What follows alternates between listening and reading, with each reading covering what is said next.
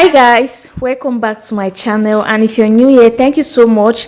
Please kindly subscribe to my channel. Subscription is absolutely free, and give this video a thumbs up, hit the notification bell so that each time I upload you get notified. In today's video, I want to be asking some possible questions that some people might have, and I'll try my best to answer the questions. I'll be doing this here because I'm not yet eligible to go live, so that's why I'm making this in a form of a video clip. So stay tuned. And before I go into the question and answers, I want to emphasize more on the passport size photo. I really want to emphasize on the passport size photo because a lot of applications get rejected after submitted without you getting any feedback. Okay, millions of people applied each year for DV lottery and only 50,000 are selected. So it is your place to cross-check everything when applying for the DV lottery in order for you not to be rejected. Yes, so you have to make sure that when taking your passport size photo, there should be no shadow. That's one of the instruction given. There shouldn't be any shadow showing besides you or stuff like that. Yes, you have to take note of this. Another correction I want to make about the passport size photo is that make sure if you're having long hair, your hair shouldn't cover any parts of your face. Your hair should be pushed behind, and make sure some parts of your ear shows on the passport size photo. Someone asked me a question that what about people who have dreadlocks, like men who keep dreadlocks? My answer was that since dreadlock is considered as his hair, he has the right to snap with his dreadlock, but he should make sure the dreadlock doesn't cover any part of his face. When you're having dreadlocks, make sure you push it all behind. Make sure your face is clean. There's nothing covering any parts of your face. And don't cover any artificial stuff like hats or any clothes unless it's for religious reasons, like the Muslims who cover their heads. So guys, I want to talk about earrings. Like for ladies who love earrings, make sure you don't carry earrings like this when taking your passport size photo. Make sure if you're wearing earrings, they should be small size earrings, not the long ones like this one. Another correction I want to make about the passport size photo is that your head shouldn't be too big. Your head should not be too big. It is well stated that from your hair to your chin should occupy around 50 to 69% of the total image, which is from your hair to your shoulder, to parts of your shoulder. I hope I've made it clear enough about the passport size photo. So let's get straight to the question and answer session. I've written down some questions here which I'll be answering. So most people have been asking me, can I apply again? Even when I won the DV lottery some years back but couldn't go to the US because of some reasons. My answer is yes, you can apply as much as you like, even if you won the DV lottery and you couldn't go. But the thing is, if you have the opportunity to win the DV lottery, you have to make sure by all means you go to the US. You have to make sure you meet up with all the requirements and go to the US, because you might not have the opportunity to win again. This is just my answer for this one. Guys, if you have any other questions, just leave it down in the comment section below. I'll make sure I do my best to answer all your questions. Another question someone might be asking is that, can you apply for your relatives who live with you?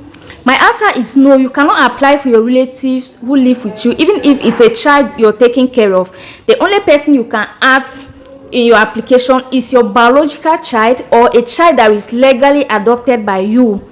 If you have your documents to show that that child was legally adopted, that child can be added, or the children can be added in your application form. So no other relative can be added in your application form.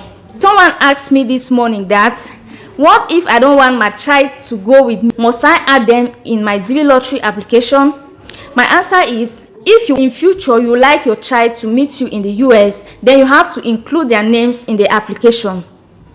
But if you don't want them to meet you in future, you don't have to include them. So that is just the answer to this question. If in case you want them to meet you, maybe for the present time there is some program he or she is following up, and you don't want them to be interrupted, you don't want the program to be disrupted, you might add their name so that in future when they are done with the program, they can meet you.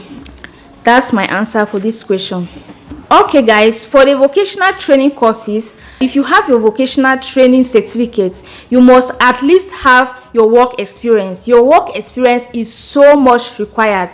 You cannot go only with the vocational training certificate to show that you've had training.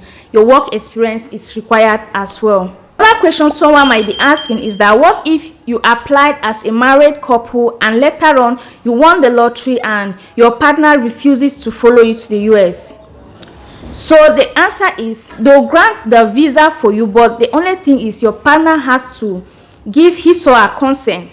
So for instance, in a situation of divorce, to present your divorce papers at the embassy, show them that you are no longer married to this person. So in that case, you are free to go alone. But if it's a situation where your partner has gotten a well-paid job or something that might be keeping them busy at that particular time, he or she has to give the consent that maybe because they are busy and they are going to meet you there in the future, so they'll grant you the visa and you'll be free to go to the US. Another question is that what if you applied as a single person and then after application you got married? Yes, the answer is when you apply as a single person and later on got married, if you win the lottery, be able to go with your partner. You have to present the marriage certificate that shows the exact dates that you got married. So with your certificate, you are free to go with your partner. So I received a question this morning. Someone asked me that she's taking a nursing course, that now that she's about to apply for the DV lottery, can she include it as a degree?